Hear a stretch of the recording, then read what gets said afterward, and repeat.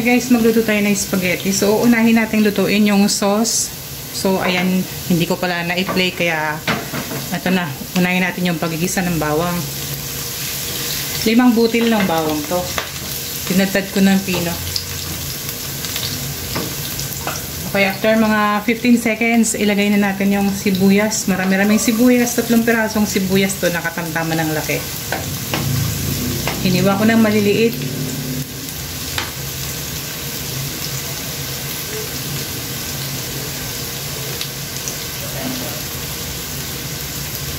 Okay. Lutuin natin mabuti ang ating sibuyas.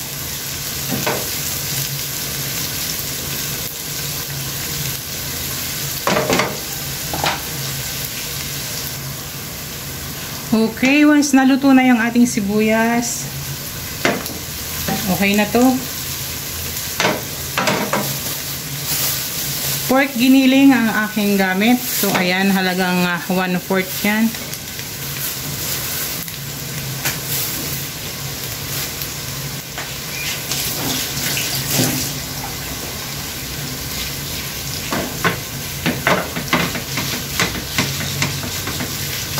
Lutuin lang natin mabuti yung ating giniling, no?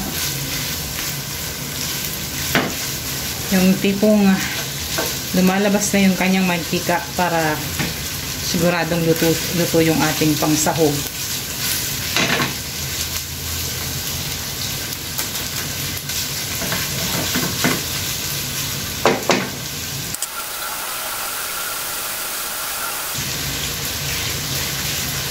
Okay, maglagay tayo ng paminta. Pinong paminta yan. Or black pepper ang aking gagamitin. Marami-rami. Para masarap. Maglagay na rin tayo ng asin. Kaunti lang.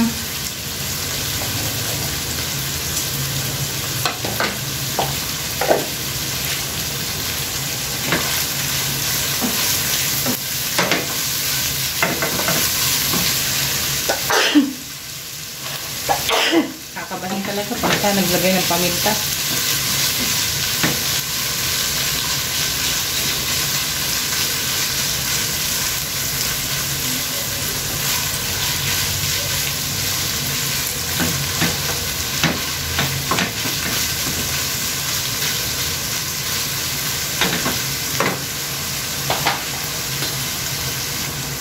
Okay guys, dahil yung ating pork giniling ay nagmamantika na at nasangkot siya na ng mabuti, halo ko muna.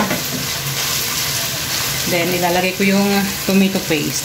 Yung maliit na tomato paste lang to guys.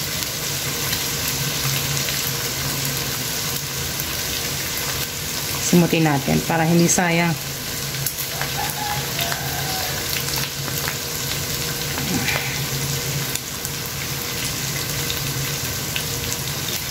Okay.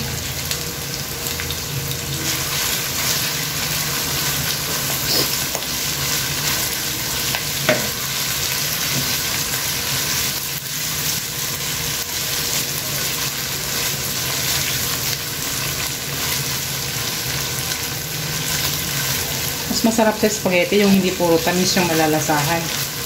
Sarap yung may kaunting asim. Yung lasa ng tomato sauce.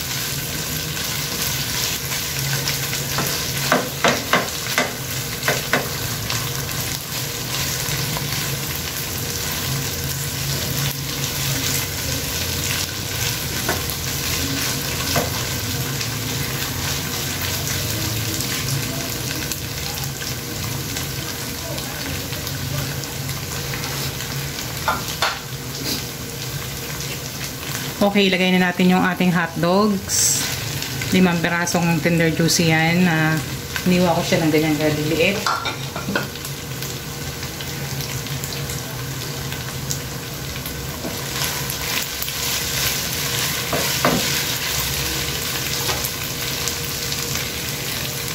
Sabay na rin natin yung ham.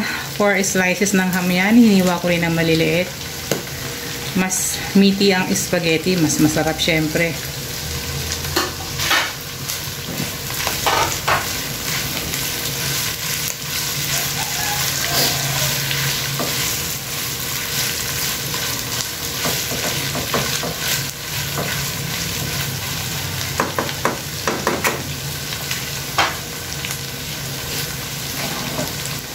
Okay, tatakpan ko muna ng mga ilang saglit.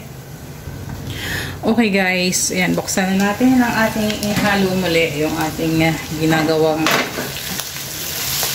salsa. Wow.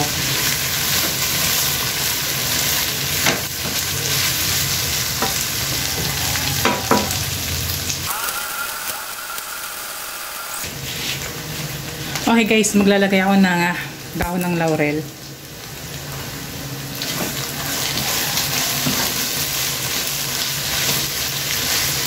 At okay na to. So, ilagay na natin yung spaghetti sauce. Para sa 1 kilo tong niluluto ko guys. Yung sauce na nilagay ko.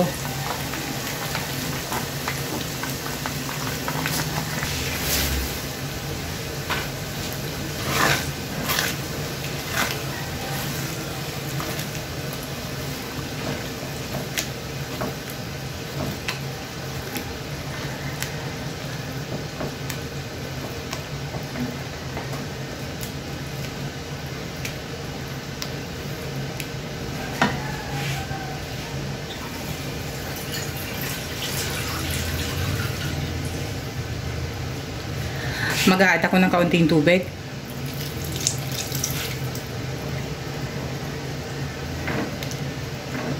Masarap yung malapot pero gusto ko yung pakulo ang mabuti yung ating spaghetti sauce.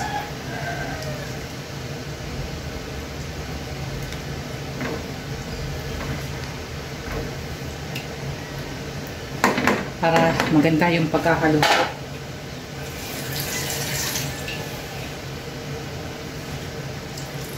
Yan. Okay.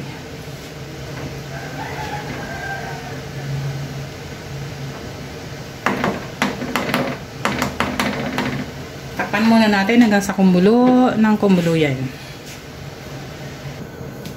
Okay, check na natin. So, ayan, kumukulo na yung ating spaghetti sauce. Ay, nako. Ang kaganda ng sauce nito.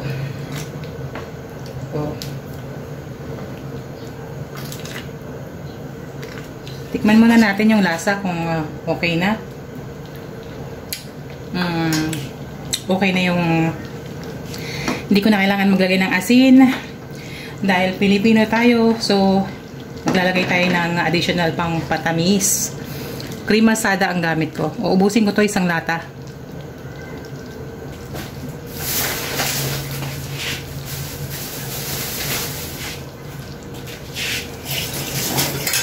Matagal-tagal din ako hindi nakapag-spaghetti guys mula nung nagsarili yung aking panganay.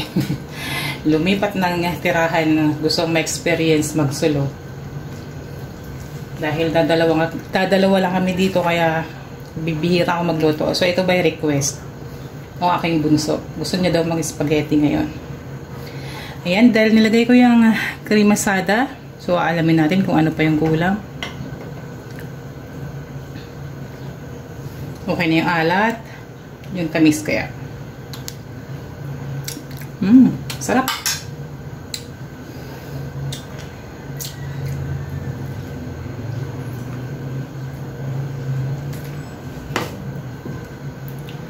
So, mag-atay ng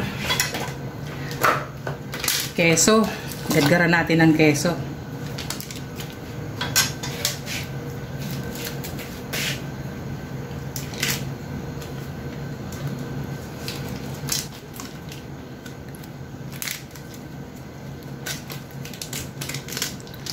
Ito yung gusto kong gadgaran kasi hindi siya kinakalawang. Magaan pag gamitin.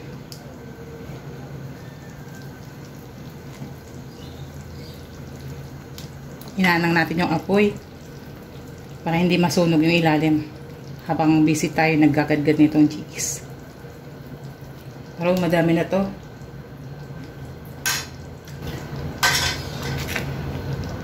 Mas malasahan natin yung cheese.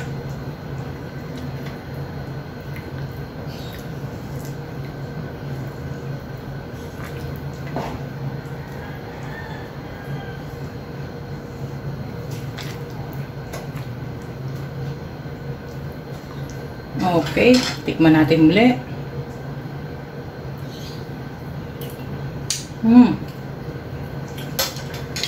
Okay na siya guys, pero dahil nga tulad ng sabi ko kanina, gusto ko may kaunting asim ang aking spaghetti. Yan, mag-a-add ako ng suka. Ay, kasarap niyan. Kung kayo yung nag-spaghetti, try nyo. Nalagyan ng suka, pambalansi ng lasa ang spaghetti. Ayaw kasi yung puro tamis para hindi nakakaumay. Hindi rin siya maasim, yung pambalansi lang.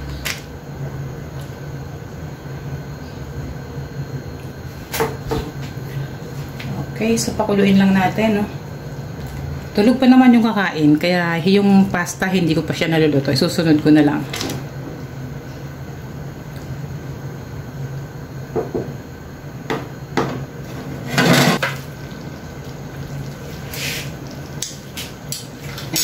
Sarap.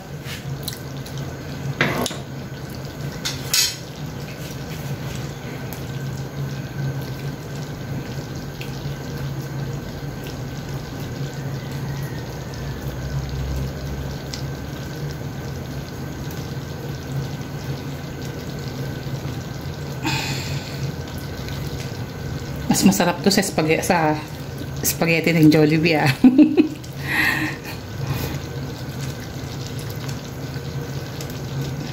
Ayan, malambot yung egg and cheese. Yes, I am using egg and cheese. Yung original.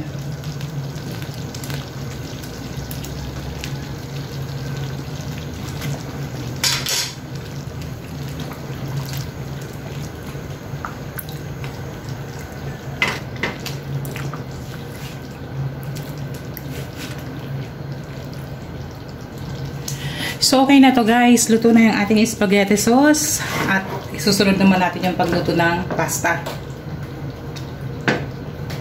Oh, ba?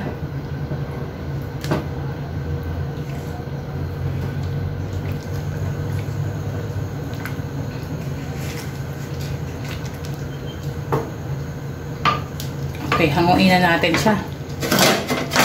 Gandaan naman natin yung pasta. Yun.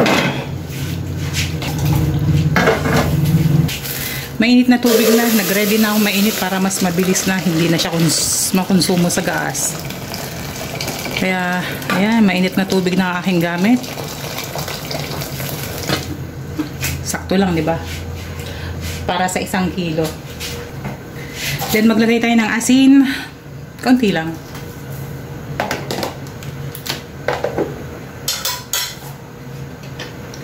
Mantika para hindi magdikit-dikit yung ating pinalulutuing pasta.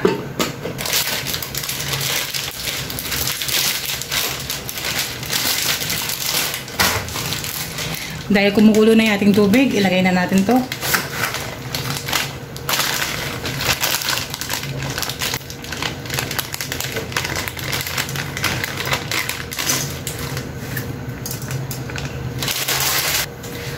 Kahit anong tikas mo, babagsak ka rin.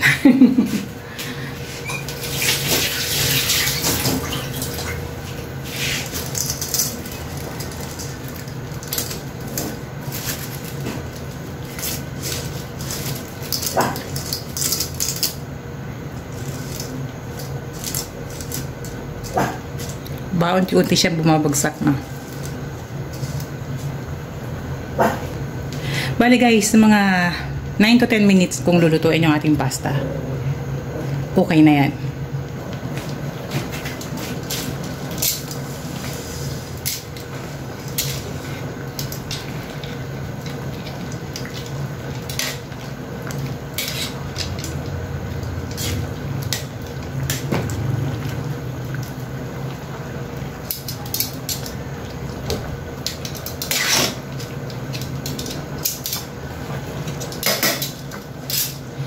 Nine to 10 minutes. Okay na yan. So, ito na yan. After 9 minutes, tikman na natin yung ating pasta. Pero inihahalo ko to guys, para hindi masunugan yung ilalim.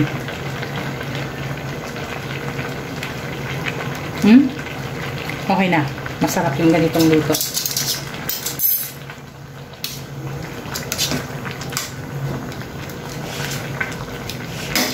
Okay. Ating hugasan na. Okay na yung ating pasta guys. Ayan, malinis na. Malinis na. Okay, kailangan talagang daanan ng tubig para hindi siya magdikit-dikit. Okay. So, yan na guys, yung ating pasta, no? At tayo gagawa ng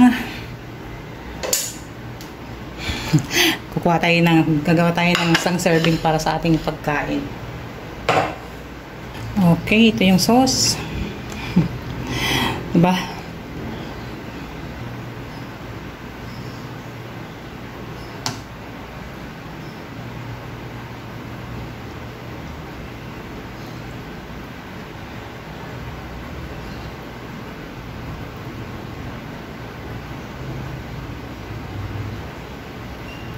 Okay.